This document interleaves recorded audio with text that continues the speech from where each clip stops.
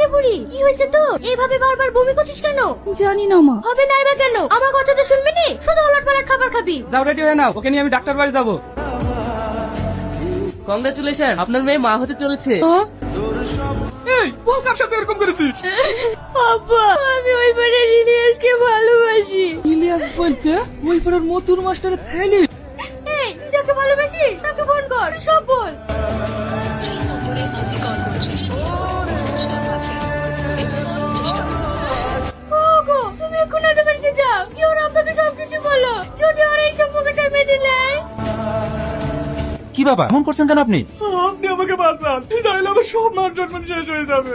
আপনি কি বলছেন? আমি তো কিছুই বুঝতে পারছি না। আপনার ছেলে ইলিয়াস আমার মেয়ের সঙ্গে সম্পর্ক করেছে, এখন আমার মেয়ের পেটে বাচ্চা চলে আসছে। তো হয় আপনি আপনার ছেলের সাথে আমার মেয়ের বিয়েটা দিয়ে। কি বলছেন এসব? আমার ছেলে কখনো এটা করতে পারে না। আপনার মেয়ে বাইরের কার সঙ্গে নোংরামি করে এখন আমার ছেলের ঘাড়ে দোষটা পাচ্ছেন? বুঝতে পারছো না, আমাদের টাকা পয়সা আছে দেখে ওই নোংরা মেয়েকে আমার ছেলের ঘরে চাপাতে চাইছে। বিশ্বাস করুন, আমি মিথ্যে কথা বলছি না। আমার কথা বিশ্বাস না হলে আপনি আপনার ছেলেকে ফোন করে দেখুন। আমার ছেলে কেমন তাকে আমি খুব ভালো করেছি, ও এটা কখনোই করতে পারে না। আপনি এক্ষুনি আমার বাড়ি থেকে বেরিয়ে যান। সিকিউরিটি সিকিউরিটি, চলুন চলুন। কি গো, মাস্টার কিছু বললো? না গো, ওর ছেলে যে কাজটা করতে পারে সেটা ওরা বিশ্বাসই করলো না। এবার কি করবা? ওকে বাচ্চা নষ্ট করতে বলো।